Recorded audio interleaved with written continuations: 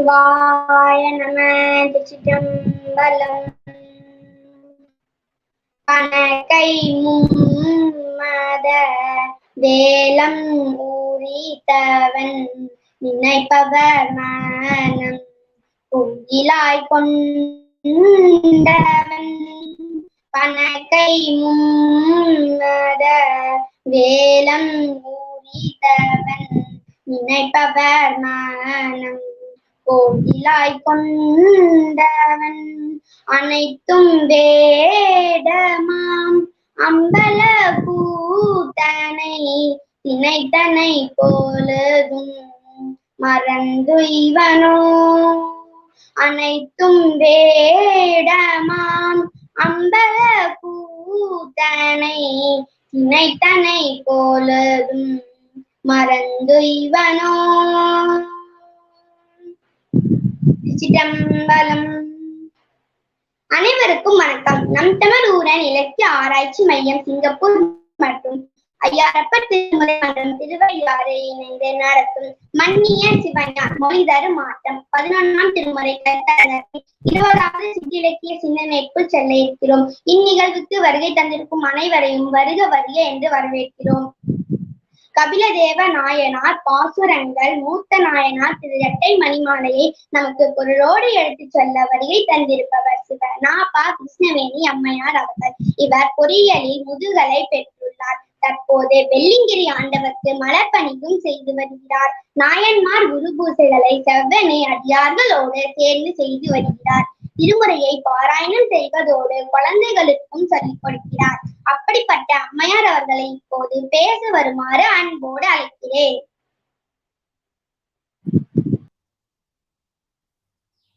திருச்சிற்றம்பலம். தென்னாடுடைய சிவனே போற்றி, எந்நாட்டும் இறைவம் இறைவா போற்றி. அண்ணாமலையம் அண்ணா கண்ணார் கண்ணாரமுத கடலே போற்றி. காவாய் கனகத்திரளே போற்றி. கையாமையே போற்றி போற்றி. பிடியதன் 100 ஊமை கொளமிகு கரியது வடி கொடுத்தனதடி படும் மடும் அவர் இடர் கடி கணபதி வர அருளினகு கொடை வடிவினர் பயில் வலிபல முறை இறையே.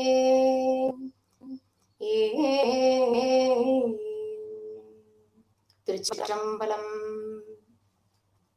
கண்ணார் கழல் காட்டி நாயேனை ஆட்கொண்ட அண்ணாமலையார் பெருமானின் திருவடிகளையும் சைவ சமய பரமாச்சாரியார்கள் பெருமக்கள் திருவடிகளையும் மன்னிய சிவஞான் மொழிதரு மாற்றம் 11ஆம் திருமுறை கருத்தரங்கத்தை ஏற்பாடு செய்திருக்கின்ற நண்பர் ஊரன் இலக்கிய ஆராய்ச்சி மையம் சிங்கப்பூர் திருமதி லாவண்யா அம்மையார் திருவடிகளையும் திரு ஐயாரப்பர் திருமுறை ஐயாறு முனைவர் கோப்பா நல்லசிவமையா அவர்களின் திருவடிகளையும் வணங்கி இணைய வழியாக இந்நிகழ்ச்சியினை பங்கேற்றுக் கொண்டிருக்கும் அனைத்து நல் உள்ளங்களுக்கும் அடியார் பெருமக்களின் திருவடி தாமரைகளையும் வணங்கி என்னுடைய மனமார்ந்த வணக்கத்தினை தெரிவித்து இந்நிகழ்வுக்குள் செல்வோம்.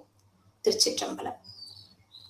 கடந்த 4 நாட்களாக இன்று 4வது நாளாக கருத்தரங்கம் நடைபெற்றுக் கொண்டிருப்பதை நாம் அறிவோம். இந்த 4 நாளாகவே 11ஆம் திருமுறை நூலின் அமைப்பினை பற்றி நமது ஐயா அவர்களும் மற்றும் உள்ள சொற்பொழிவாளர்கள் எடுத்து கூறியுள்ள காரணத்தினால் நாம் நேரடியாக செல்வோம். திருச்சிற்றம்பலம். எனக்கு கொடுக்கப்பட்டுள்ள தலைப்பு தேவநாயனார் சுவாமிகள் அருளி செய்த திரு இரட்டை மணிமாலை என்பதாம். நூலாசிரியர் பற்றி பார்த்தோம் அப்படின்னா, நம்ம கபில தேவநாயனார் 10ஆம் நூற்றாண்டில் வாழ்ந்த சங்ககால புலவர் கபிலர் என்றொருவர் இருந்தார். அவர் இருவரும் ஒருவர் என்று கருதுவார் உள்ளர். அடியேனுக்கு உடன்பாடில்லை. காரணம், அதற்கு சான்றோர்கள் அதற்கு விளக்கம் அளித்துள்ளனர்.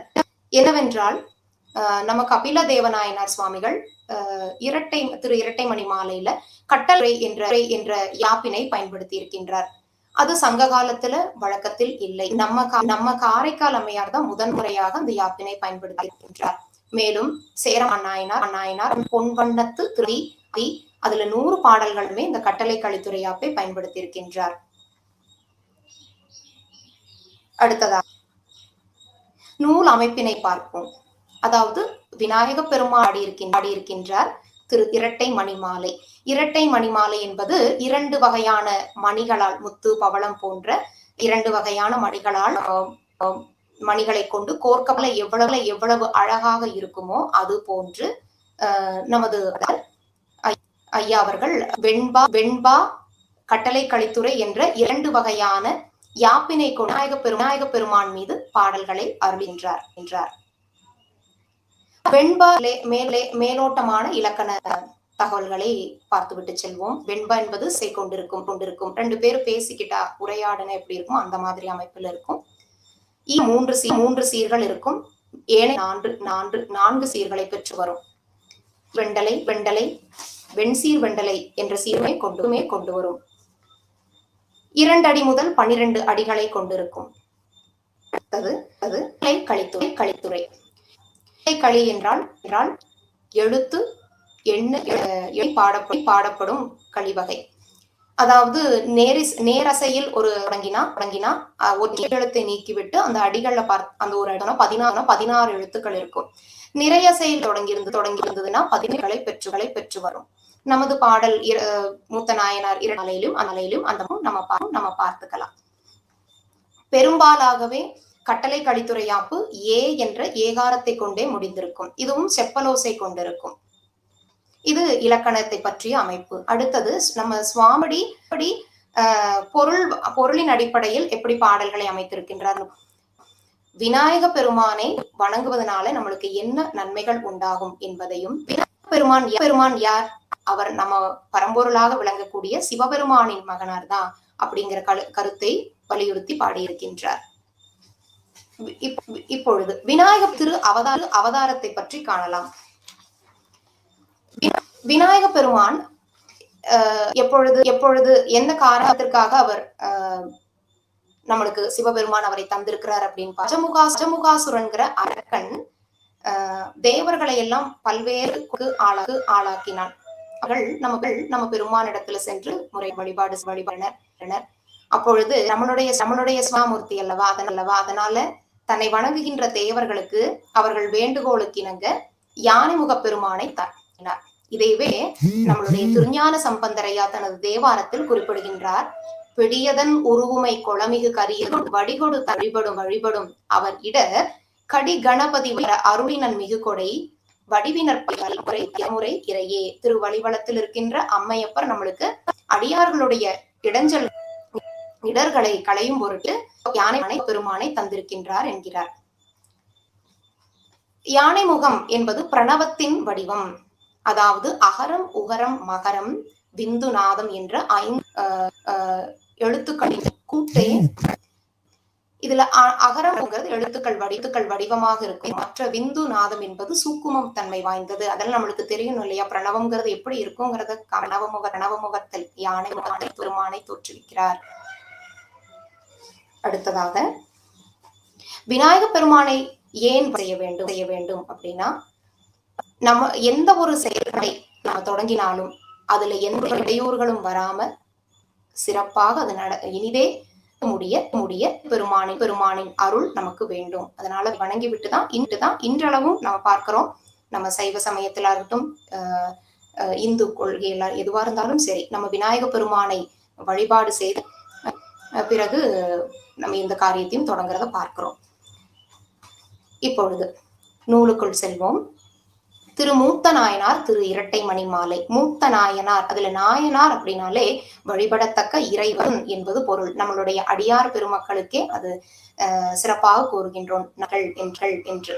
அதே மாதிரி மூத்த நாயனார் எல்லோருக்கும் பெரியவராக விளங்கக்கூடிய விநாயக பெருமானை குறிக்கின்றது. அவரை போற்றி புகழ்ந்து பாடுகின்ற வண்ணமாக செய்ய வைத்திருக்கின்ற அதுதான் மூத்த நாயனார் திரு இரட்டை மணிமாலை என்பதாகும். முதல் பாடல்.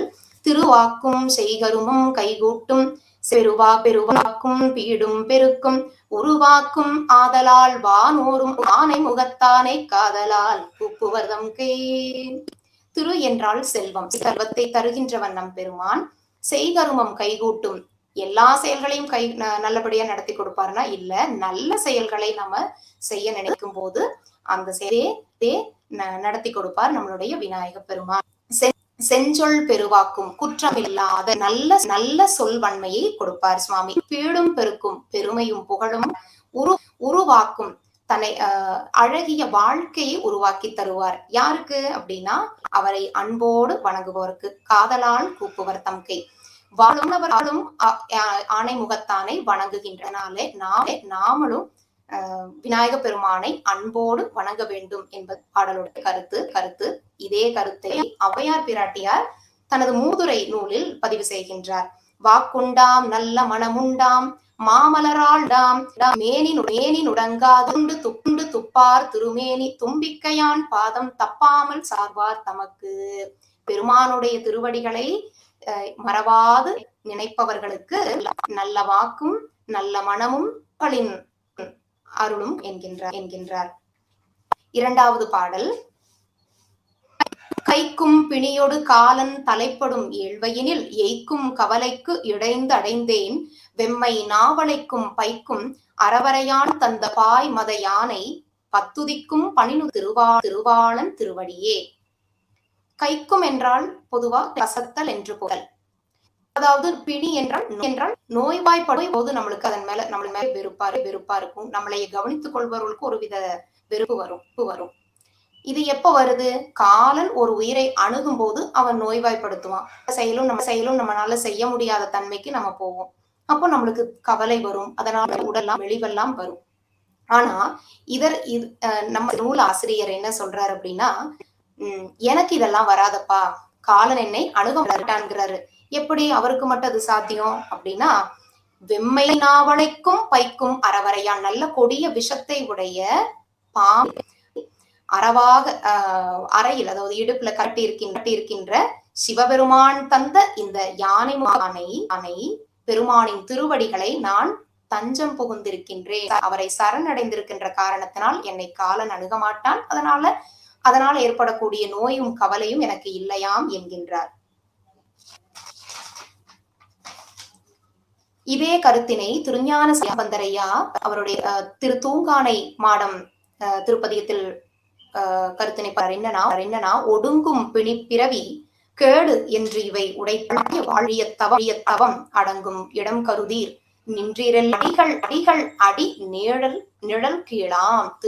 பெருமானுடைய திருவடிகளை தஞ்சம் புகுந்தவர்களுக்கு இந்த பிணி இருக்காது. உடல் பிணி மட்டும் அல்ல, உயிருக்கு பிணியாக இருப்பது இந்த பிறவி நோயும் தீரும் என்கின்றார். இதே கருத்தை தான் ஔவையார் பிராட்டியும் போன பாடல் பார்த்தோம். வாக்குண்டாம் நண்டாம் அதுல மேனி நுடங்காதுன்னு குறிப்பிட்டிருப்பார். மேனிங்கிறது உடல், நுடங்காதுன்னா வருந்துதல். அப்போ நோய்களினால இந்த உடம்புக்கு எந்த தீங்கும் வராது. எப்பொழுது பிக்கையான் பாகாமல் சார்வார் தமக்கு என்கிறார். மூன்றாவது பாடல். வாயே நெஞ்சமே அப்பம் இடியவளோடு எள்ளுரண்டை கண்ணல் வடிசாயில் அணை தன் அடியார் உள்ளத்தே வாழ்த்தியே வாழ். எல்லாருக்கும் தெரியும், நம்ம விநாயக பெருமானுக்கு நல்ல இனிப்பு வகைகள் எல்லாம் வைத்து வழக்கம். ஏன்னா அது அவருக்கு ரொம்ப பிடிக்குது. நம்மளுக்கு பெரியவர்கள் சொல்லி கொடுத்துறாங்க. மாதிரி இங்கேயும் அந்த பதிவை குறிப்பிடுகின்றார். அதாவது அப்பம், இடி என்பது நல்லா இடித்து உருவாக்கப்பட்ட இந்த மா வகைகள். இந்த அவல் மாவு, எள்ளுரண்டை, கண்ணல், கரும்பு, இதெல்லாம் சுவை நம்ம சொல்ல வேண்டாம். சொன்னாலே அந்த மாதிரி சுவையே ரொம்ப விரும்பி உண்கின்றவன் நம்ம விநாயக பெருமான். அது மட்டுமா அல்ல, தன் அன்போடு வழிபாடு செய்யும் அந்த அடியவர்கள் உள்ளத்திலும் அவன் விரும்பி உரைகின்றான். எப்பொழுதும் இருப்பான். அவரை நம்ம வாழ்த்திய வேண்டும். விநாயக பெருமானினால் நல்ல வாழ்வு உண்டாகும் என்பது என்னுடைய கருத்து. இதை நெஞ்சத்திற்கு எடுத்து உரைக்கின்றார். அவருடைய அடி அமர்ந்து கொள்வாயே, நெஞ்சமே அடி அமர்ந்து கொள்வாயே. அடி அமர்ந்து என்றால் பெருமானுடைய திருவடியை விரும்பி நீ ஏற்றுக்கொள்வாயா அப்படின்னு கேட்கிறாரு நம்மளுடைய நெஞ்சத்து.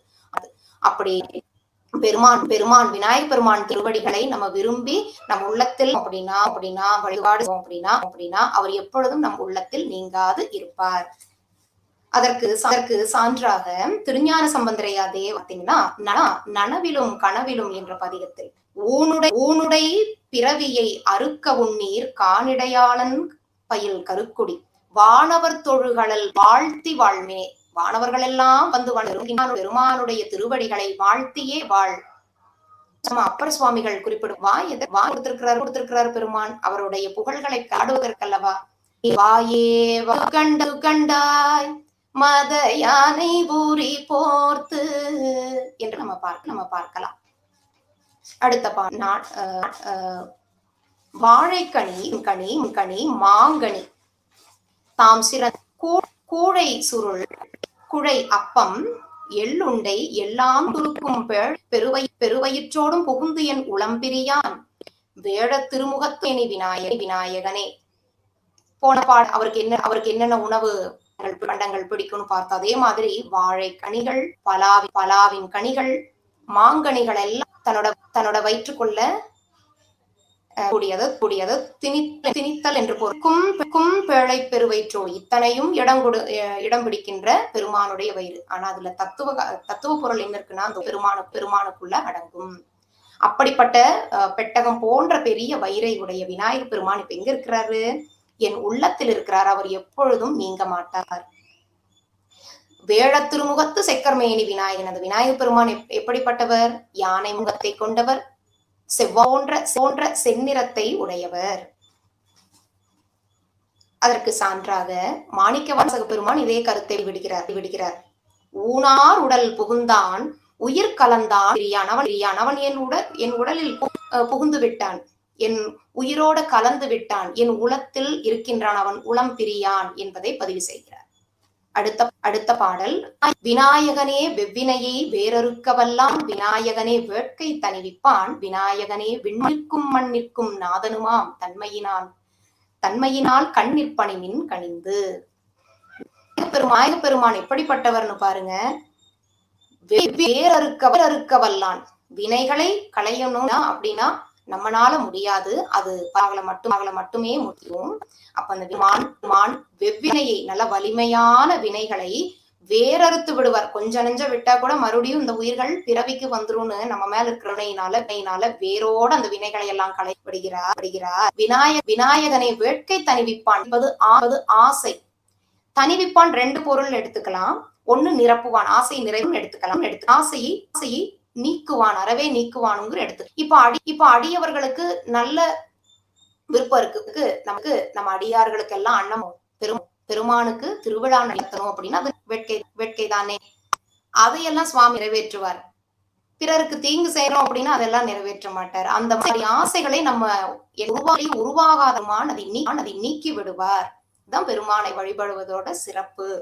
விநாயகனே மண்ணிற்கும் மண்ணிற்கும் நாதனுமாம். நாதன் என்றால் அந்த மண்ணுலகத்திற்கு மட்டுமல்ல, அமரர்கள் வணங்கக்கூடிய அமரர்கள் வாழ்கின்ற அந்த விண்ணுலகத்திற்கும் தலைவன் நம்மளுடைய பெருமான். விநாயகர் பெருமானுடைய நோக்கமே அந்த அசுரன் கஜமுகாசுரன் அவனை வர்க்கம் செய்வதற்காக வல்லவ அவதாரம். அப்போ விண்ணுலகத்தவர் எல்லாரும் பெருமானை தன் தலைவனாக அவரை வணங்குவார்கள். அப்படிப்பட்ட விநாயகர் பெருமானை எப்படி நம்ம வணங்க வேண்டும்? கண்ணில் கணிந்து, இந்த பணிமின் கடையில கண்டுங்கிற வார்த்தையை நம்ம சேர்த்துக்கணும். கண்ணால கண்டு அவர் பெருமானை நம்மளோட கண்களால தரிசித்து கணிந்து நல்ல மகிழ்வோட பெருமானை பணிய வேண்டும். இதனையே அதே வாரத்துல நம்ம பார்க்கலாம். கண்கால் காண்மின் கடல் நஞ்சுண்ட கண்டன் தன்னை. அதனால இந்த உனக்கண்களால பார்த்து ஞானக்கண்ணாலதான் பெருமானை பார்க்க முடியும். இருந்தாலும் இப்போ நம்ம புற வழிபாடெல்லாம் பண்ணும் போது நம்ம பார்க்கணும் இல்லையா? அப்போ நம்மளோட கண்களால நல்ல மகிழ்ச்சியோட கண்டு தரிசிக்க வேண்டும், அவரை வணங்க வேண்டும். அப்படி வணங்குகின்ற அடியவர்களுடைய வெவ்வினைகளை எழுந்து விடுவான், வேறறுத்து விடுவான், அவர்களுடைய ஆசைகளை எல்லாம் நீக்கி விடுவார் என்பது இந்த பாடலின் கருத்து. இதே கருத்தை தான் திருஞான சம்பந்தரையா ஆரூர் திருப்பதிகத்துல குறிப்பிடுகின்றார். எடுத்து வாழ்த்துவார் விடுப்பர் வேட்கையை. பெருமானை எப்பொழுதும் அன்போடு வழிபடுவர்களுக்கு அந்த ஆசைகள் எல்லாம் அவங்க அறவே என்கிறார். ஆரூரர் சுவாமியும் இந்த பதிவினை குறிப்பிடுகின்றார். பிணியும் கலைவானை காலச்சீரிய காலுடைட்ட வெட்ட வேட்கை வெண்ணோய் கலைவானை. நோய் என்பது இங்க வினையும் உயிருக்கு வினைங்கிறது நோய் தானே. அப்போ அந்த வேட்கையும் வெண்ணோய்களையும் கலைபவன் நம்மளுடைய. ஆறாவது பாடல். கனிய நினைவோடு நாடும் காதல் படு அடியார்க்கு இனியன் இனியோர் இன்னாங்கு எவரும் வணங்கும் பணிவெண் பிறை நரும் கொன்றை சடை பலிதேர் இயற்கை முனிவன் தானே தானே முகத்தவனே. எப்பொழுதும் மகிழ்வோட பெருமான நினைக்கணும். பிறர் சுவைங்கிறதுக்காக நம்ம வழிபாடு பண்ணக்கூடாது. நம்மளே ரொம்ப பெருமானை நாள்தோறும் நினைக்கணும். அப்படி நாள்தோறும் நினைக்கின்ற அந்த காதல் உள்ளமுடைய அடியவர்களுக்கு எப்பொழுதும் இனியவன் யாரு? நம்மளுடைய விநாயக பெருமான். அவர்களுக்கு இன்னாங்கு இல்லை. இன்னாங்குன துன்பம். அவர்களுக்கு எப்பொழுதும் துன்பம் இல்லை. நம்மளுடைய அப்பர் சுவாமி குறிப்பிட்டது போல இன்பம் என்னாலும் துன்பம் இல்லை. அப்படி எப்பொழுதும் துன்பம் இல்லையா இருப்பது கருத்து. அந்த விநாயக பெருமான் யாரப்பா அப்படின்னு பார்த்தா எல்லாராலும் வணங்கப்படக்கூடிய நம்மளுடைய சிவபரம்பொருளின் மகனா. சிவபரம்பொருள் பத்தி சிறப்பா சொல்லியிருக்காரு. பணிவெண் பிறை குளிர்ந்த திங்களை அணிந்திருக்கின்றார் தன்னுடைய திருச்சடையில். அது மட்டுமல்ல, நறுங்கொன்றை நல்ல மனம் வீசக்கூடிய மலர்களை அணிந்திருக்கின்றார். இந்த சித்திரை மாதம் சொல்லவே வேண்டாம். கொன்றை மலர் எங்க பார்த்தாலும் பூத்து குலுங்கியிருக்கும். நம்ம எல்லாருமே நேற்று சித்திரை திருநாளுக்கு சுவாமிக்கு சாற்றி வழிபட்டிருப்போம். அப்படி அந்த கொன்றையை சடையை இருக்கின்றார் பலிகை முனிவன். அதாவது ஊராக சென்று பிச்சை எடுக்கின்றார்னு சொல்ற கோல நம்மளோட நினைவுக்கு வருது. பிச்சை தேவை இல்ல நம்மளுடைய வினைகளை களைகின்றார். நம்மளுடைய வினைகளை கேட்டு அதை நீக்குகின்ற கருணையாளன் நம்மளுடைய பெருமான். முனிவன் என்றாலே சிவம் என்பது ஒரு. அப்போ அந்த பெருமான் சிவபெருமான் தந்த சிறுவன் பெருவெங்கொள் யானை முகத்தவன். ஏன் பெருங்கொள் யானைன்னு குறிப்பிடுகிறார் அப்படின்னு பார்த்தா வேறுபடுத்தி காட்டுகின்றார். இப்போ நம்ம வந்து உயிரம் செய்யும், மதம் பிடிச்சா துன்பம் செய்யும். அதுல இருந்து வேறுபடுத்தி காட்டுகிறார். அதாவது பெருமானுடைய மரக்கருணையை குறிப்பிடுகின்றார். எடுத்துக்கணும். இப்ப கஜமுகாசுரனை வந்து அழைத்து செய்தார் இல்லையா? அதாவது தீய செயல் செய்யும் போது அந்த உயிர்களை திருத்தி நல்வழிப்படுத்துவது நம்மளோட பெருமானுடைய கடமை. அதனால அங்க பெருவெண்கொள் யானை முகத்தவன் அப்படிகின்றார். அடுத்தது பாடல். யானை முகத்தான் பொறுவிடையான் சேய் அழகார் மான மணிவண்ணன் மாமருகன் மேல் நிகழும் வெள்ளக்குமிழி மதத்து விநாயகன் என் உள்ள கருத்தின் உள்ளன். யானவன் பொறுவிடையான் சேய் போருக்கு செல்ல காலையில் அமர்ந்திருக்கின்ற நம் பெருமானுடைய மகனார். சேய் என்பது மகன். அழகார் மான மணிவண்ணன் நல்லா அழகா இருப்பார். யாரு? நீல நிறமுடைய திருடைய பெரிய மருமகன். அவர் என் உள்ள இடத்தில் இருக்கின்றார். அதாவது யானைக்கு எப்படி மதம் வழிந்து கொண்டிருக்குமோ அது மாதிரி பெருமானுக்கு கருணை எப்பொழுதும் வழிந்து இருக்கின்றதா. உயிர்கள் மேல கருணை காட்டுற தன்மையை குறிப்பிடுகின்றார். அப்படிப்பட்ட விநாயக பெரும் உள்ள கருத்தில் உள்ளத்தின் நினைவில் எப்பொழுதும் இருக்கிறார். 8வது பாடலில் உளதது அளவில்லதோர் காதல் என் நெஞ்சில் வண்ட வளரிள மாமணி கண்டன் வண்டாடு வன்கோதை பங்கத்து மாமதி கண்ணி எம்மான் மகன் கைமுகத்து கழகள மாமதம் சேர் களியானை கணபதியே. என் நெஞ்சில் அளவில்லதோர் காதல் இருக்கு. யார் மேல? இந்த விநாயக பெருமான் மேல. களியானை கணபதி யாரு அப்படின்னா நஞ்சமுண்ட, ரொம்ப வண்ணஞ்சமுண்ட, ரொம்ப ஆளாளம் அதிக விஷத்தன்மையுடைய நஞ்சினை உண்ட பெருமான், எப்பொழுதும் இளமையாக இருப்பவன். அதான் வளரில மாமணி கண்டன். அவர் மிருட்டுல அந்த ஆளலத்தை இருத்தி விட்டதுனால அது கருத்த அந்த நீல கண்டம். வண்டாடு வன்கோதை, கோதை என்பது மாலை. இங்கே வண்டுகள் ரீங்காரம் செய்யும் மாலைகள் அன்றளர்ந்த மாலைகளை சூடியிருக்கின்றார் நம்மளுடைய உமையம்மை. அவரை ஒருத்தில் கொண்டவன் வளரும் பிறையை மாலையாக தன் திருச்சடையில் சூடியிருக்கின்ற சிவபெருமான். அவர்தான் எம்மான். அவர் தந்த மகன் தான். கைமுகத்து மாமதம் சேர் களியானை. இங்க கலகல அப்படிங்கிறது இரட்டை கிளவி. அதாவது சட வெறு இந்த மாதிரி எல்லாம் சொல்லக்கூடிய அந்த சொல்லியிருக்காங்க. கமதம் சேர் களியானை கணபதி எங்க இருக்கு, அவர் மேல எனக்கு அளவில்லாத காதல் என் உள்ளத்தில் இருக்கின்றது அப்படிங்கிறாரு. அது போல நம்மளும் ஏற்று எப்பொழுதும் அளவில்லாத காதலோட பெருமாளை வழிபாடு செய்ய வேண்டும்.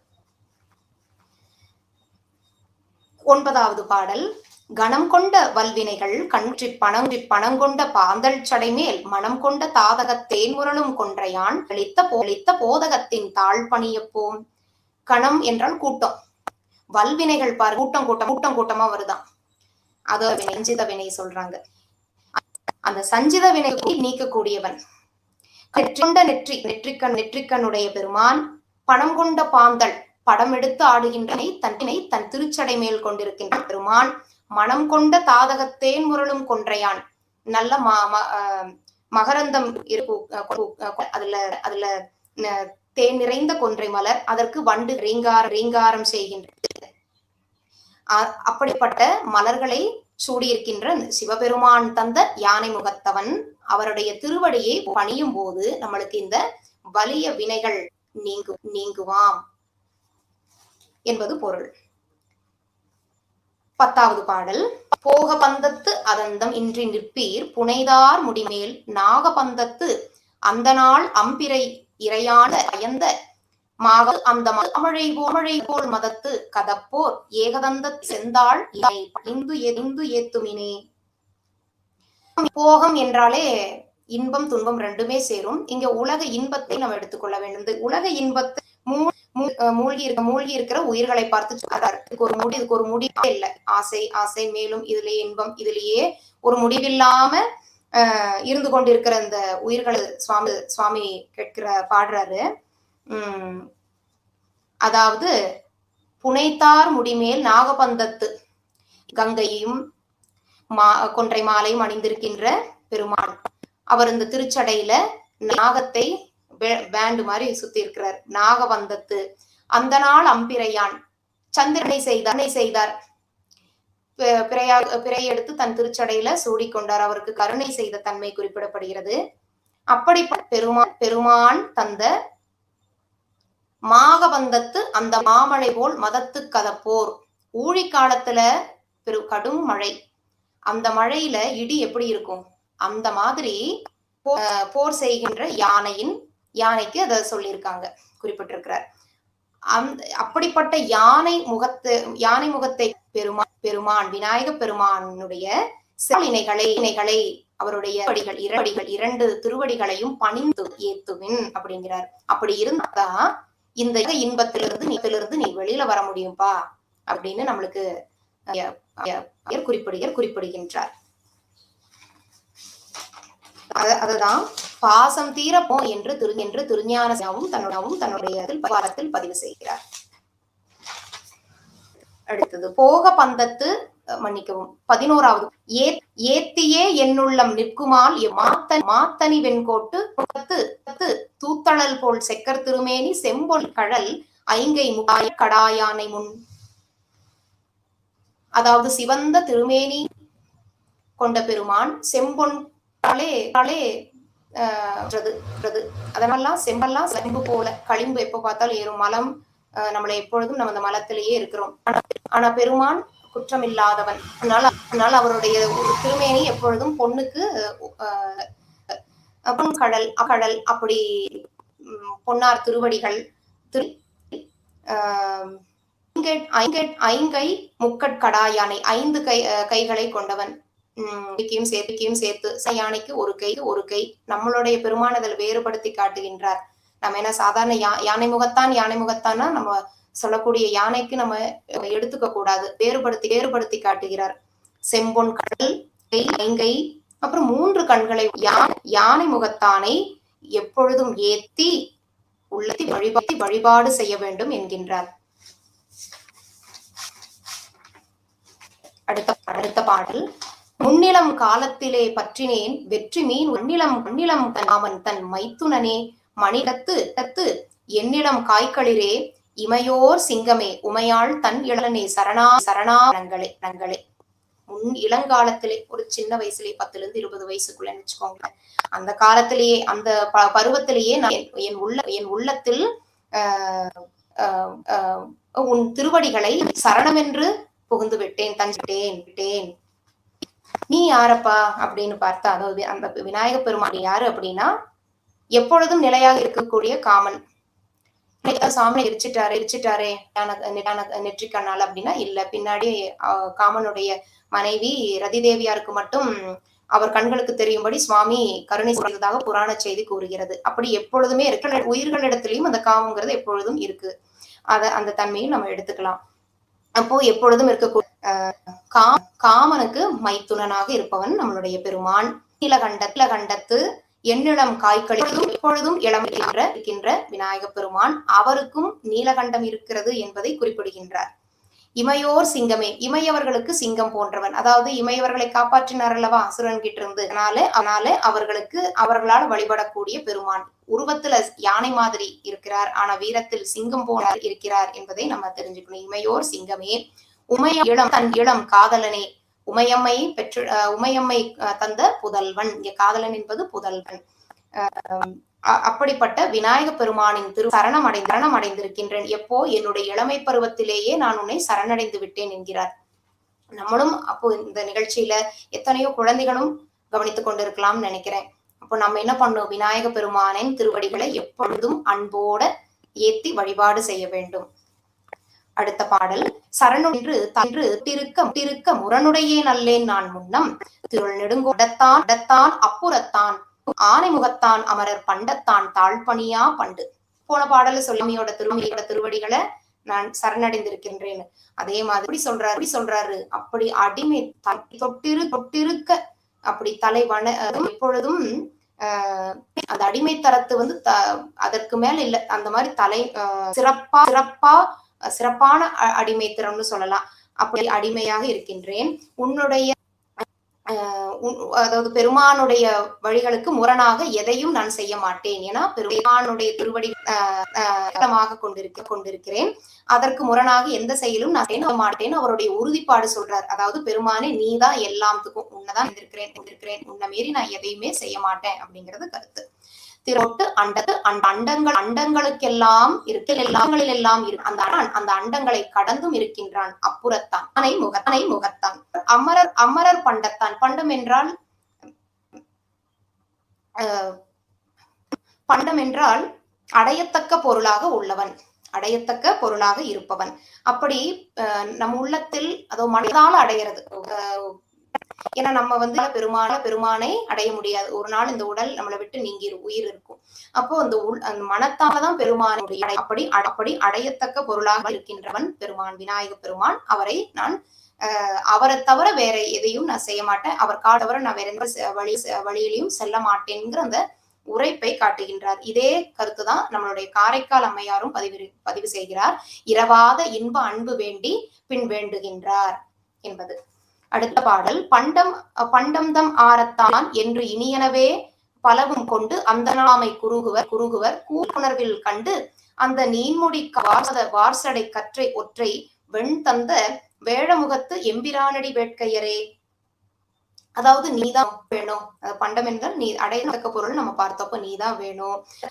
தான் அன்புக்குரியவன், எப்பொழுதும் நீதான் எப்பொழுதும் எல்லா உயிர்களிடத்துல கருணை செய்யக்கூடியவன். அப்போ யார் பேசுவாங்க அப்படின்னு பார்த்தா திருவடிகள் மீது ஆசை கொண்டவர், வேட்கை கொண்டவர் தான் இந்த இனியன சொல்லி வாழ்த்துவார்கள். கூர்த்த மெய்ஞானத்தால் உணர்ந்து கொண்டவர்கள் விநாயக பெருமானின் திருவடிகளை அதாவது வேற எனக்கு எதுவும் நீதாம்பா வேணும் அப்படிங்கிற அந்த உறுதிப்பாடு அவர்களுக்கே உரியது. இங்க பாத்தீங்கன்னா இந்த பெருமானுக்கும் இருக்கிறதுங்கிறத குறிப்பிடுகிறார். வார்சடை அவருக்கு விநாயக பெருமானுக்கு வார்ச்சடை இருக்கின்றது. ஒற்றை வெண்தன், அதாவது ஒற்றை கொம்பு தந்தம் இருக்கின்றது அப்படிங்கிறதை குறிப்பிடுகிறார். அடுத்த பாடல், கை வினை முகைத்து மெய்யடியாருக்கு இன்பம் செய்து ஆட்கொண்டருளும் அரண் சேயை வாட்கதிர்கொள் காந்தார மார்பில் அமிழ்த்தார் கணபதியை வேந்தா உடைத்து அமரர். வேட்கை வினை இதெல்லாம் நீக்குவான்னு நம்ம பாடல் 5ல பார்த்தோம். விநாயகனே வெவ்வினையே வேறறுக்க வல்லான் வேட்கைங்கிற பாடல் பார்த்தோம். அதே கருத்து இங்க பதிவு செய்கிறார். அப்படி நம்மளுடைய யார் செய்யறாங்க யார் யார் மெய்யடிக்கு இன்பம் செய்து ஆட்கொள் அரண் சேயை. மெய் அடியவர்களுக்கு அவர்களுடைய எப்பொழுதும் அவர்களும் செய்யணுங்கிற பொருட்டு அவர்களை ஆட்கொண்டு அருளுகின்ற எம்பெருமான். அரண் என்பது அவருடைய மகனார் இந்த வினைகளையும் வேட்கையும் நீக்குகின்றார். வாட்கதிர்கள் அப்படிப்பட்ட விநாயக பெருமானுடைய திருமார்புல என்ன இருக்கா? தார், அதாவது தார் என்றால் மனம் வீசுகின்ற மாலை அணிந்திருக்கின்றார். அது பாத்தீங்கன்னா அன்றளர்ந்த மலர்கள் கொண்டு அமரர்கள் வழிபாடு செய்கின்றதை குறிப்பிடுகின்றார். அப்போ அந்த தேன்கள் வண்டுகள் வரும், அது காந்தார பண்ணி சேர்ப்பது போன்று என்று அந்த உவமையை காட்டுகின்றார். அடுத்த பாடல், விண்ணுதல் நுங்கிய மண்ணும் செய்வினை பண்ணுதல் நுங்கடன் மெய் அன்பர்கள் பாய்மதமா கண்ணுதல் நுங்கிய நஞ்சமுண்டார் கருமாமிடற்று பெண்ணுதல் நும் பிரியாகன் பாகன் பெருமகனே. அதாவது இந்த மண்ணுலகத்திலையும் இருக்கக்கூடிய உயிர்கள் செய்கின்ற இந்த வினை பயன்களை எல்லாம் பெருமான் நீக்கி விடுகிறாரா? யாருக்கு? அன்பான மெய்யன் மட்டுமே அவர்களுடைய அந்த வினைகளை நீக்குகின்றான். அப்படிப்பட்ட பெருமான் தந்த 3 கண்களை உடைய நம்மளுடைய விநாயக பெருமான். அவர் யார்? அவர் எப்பொழுது ஒரு பாகமாக கொண்டவர், 3 கண்களை உடையவர், நஞ்சம் உண்டவர், உயிர்களுக்கு கருணை செய்யும் பொருட்காலத்தை தன் மிடற்றில் அடக்கி கொண்ட நம்மளுடைய சிவபெருமான் தந்த மகனார் என்பதை வலியுறுத்துகின்றார். 17வது பாடல், பெருங்காதல் என்னோடு பொன்னோடை நெற்றி மருங்காசவிகள் வீசி ஒருங்கே திருவார்ந்த செம்முகத்து கார்மதங்கள் சோர வருவான் தன் நாமம் வரும். நம்ம ஏற்கனவே பார்த்தோம் பாடல் 8ல அளவில்லதோர் காதல் எனக்கு பெருமான் மேல இருக்கு அப்படிங்கறத பார்த்தோம். அதே கருத்தை பெருங்கோடு குறிப்பிடுகிறார் ஆசிரியர். அப்படி விநாயக பெருமான் மீது அளவில்லாத காதல் என்னிடத்தில் இருக்கு. நான் என்ன வேலை செய்தாலும், நின்றாலும் கிடந்தாலும் எல்லா இடத்துலயுமே பெருமானுடைய நாமங்களை நான் சொல்லிக்கொண்டே இருப்பேன். அதுதான் வருவான் தன் நாமம் வரும் அப்படின்னு குறிப்பிடுகிறார். அப்போ நம்மளும் எந்த பணி செய்தாலும் விநாயகப் பெருமானுடைய அந்த திருநாமத்தை சொல்லிக்கொண்டே இருக்க வேண்டும் என்பதை வலியுறுத்துகிறார். அவர் யாரு அப்படின்னு பாத்தீங்கன்னா, நல்ல செம்முகமான, செந்தழல் போல் மேனியுடையவன், கார்மதங்கள் சோர வருவான். நம்மளுக்கு உயிர்கள் மீது ஒப்பற்ற கருணை உடையவன். அந்த கருணை பொழிகின்ற விநாயக பெருமானின் திருநாம எப்பொழுதும் சொல்லிக்கொண்டே இருக்க வேண்டும் அப்படிங்கிறார். அது மட்டும் இல்ல, பொன்னோடை நெற்றி மருங்கார வார்செவிகள் வீசி அப்படின்னு பார்க்கிறோம். பொன்னோடை என்பது யானை படுத்து சூட்டப்படுகின்ற அந்த பட்டம். அது பொன்னால மனிதர்களுடைய யானை பொன்னாலான பட்டத்தை சூட்டுவார் இல்லையா, அதை குறிப்பிடுகின்றார். அப்புறம் நெற்றி மருங்கார் வீசி, எப்பொழுதுமே யானை காதுகளை அசைச்சு கொண்டே இருக்கும். அது மாதிரி நம்ம பெருமான் தன்னுடைய செவிகளை என்ன பண்றாரு? எப்பொழுதும் செவிகள் மூலமா தன்னுடைய அன்பர்கள் என்ன கோரிக்கைகள் விடுக்கிறார்களோ, விண்ணப்பங்கள் செய்கிறார், கேட்டுக்கொண்டு அவர்களுக்கு அருள் செய்கின்றார் என்பதை நாம் எடுத்துக்கொள்ள வேண்டும். 18 வருகோள் தரு பெரும் காயும் காலன் தம அருகு ஓட்டரும் அவர் காய்பவன் கூர்ந்த அன்பு தருகோள் தருமரபில் பத்தர் அரியணையும் ஒருகோட்டு இருசெவி முக்கள் செம்மேனிய உண்களிரே. இங்க நம்மளுக்கு முக்கியமான பதிவு இருக்கு. வருகோள், அதாவது கோள்கள் தான் நம்மளுக்கு என்ன பண்ணும், நம்ம நன்மைகள் செய்திருக்கணுமோ அதுக்கு தகுந்தவாறு நம்மளுக்கு அந்த நல்வினை தீவினை எல்லாம் சாபுத்திகள்னு சொல்லுவாங்க. எல்லாம் இல்லைன்னா தசாபும் இல்லைன்னா பிறவாக்கு பற்றுகின்ற அந்த கிரகங்கள்னால வரக்கூடிய துன்பங்கள் பெருமான் நீக்கி விடுவார் என்கிறார். அப்படிப்பட்ட தீமைகள் விநாயக பெருமானை வணங்கக்கூடிய அடியவர்கள் பக்கத்துல கூட வராதா, அது வெறும். அப்படி அன்போட எல்லாத்துக்கும் அந்த மாதிரி துன்பம் நீங்குமானா இல்ல, நல்லா அன்போட வணங்கக்கூடிய அடியவர்களுடைய துன்பம் அப்படி அவர்களை நெருங்காது. அவர் யாரு? ஒரு இரு செவி இரு கவி முக்கட் செம்மேனியன், ஒரு ஒரு உடை உடையவன், கோட்டு என்றால் கொம்பு, இகளை உடையவன், 3 கண்களை உடையவன், செம்மேனியன், யானை முகத்தவன். அவரை வணங்கும் அடியவர்களுக்கு இந்த ஏற்படும் தீமைகள் இல்லையாம் என்கின்றார். இதே கருத்தை தான் நம்ம சம்பந்தர் ஐயாவும் கோளறு திருப்பதியும் இதற்காகவே நம்மளுக்கு அருளி செய்திருக்கின்றார். நம்ம கோள்களை நினைச்சு அச்சப்பட வேண்டியதுல நாள்தோறும் நம்ம கோளறு திருப்பதிகம் நம்ம பாடணும், விநாயக பெருமான் பாடு செய்ய வேண்டும் என்பதாம்.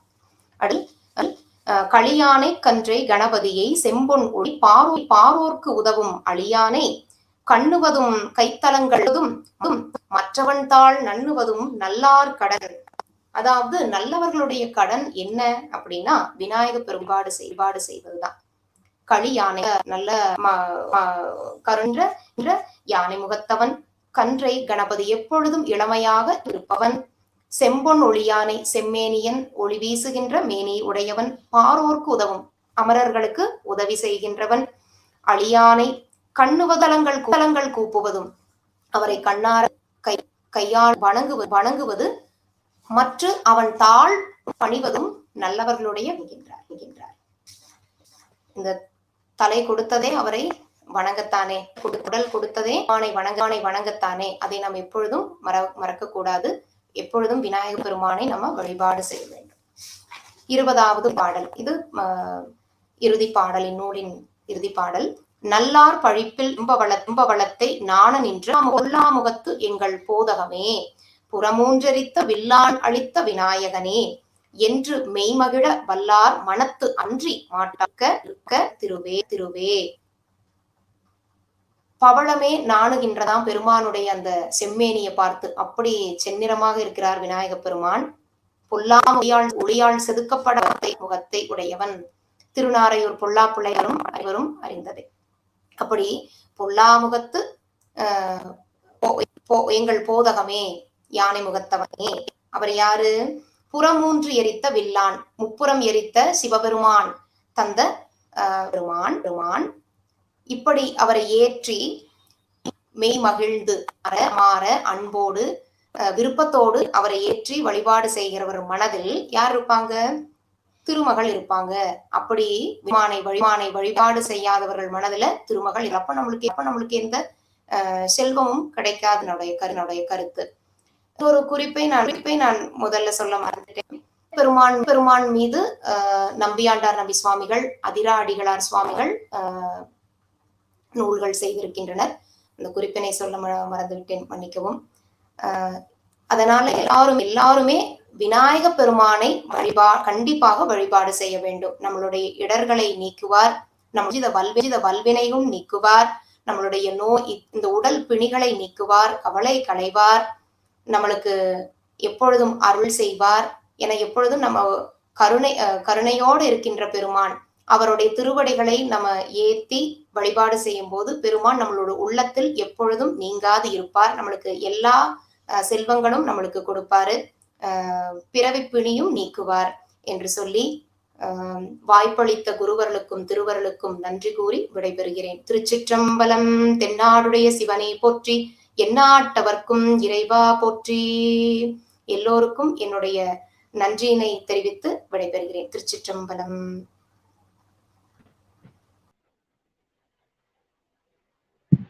நன்றிங்க அம்மா, அருமையான உரை.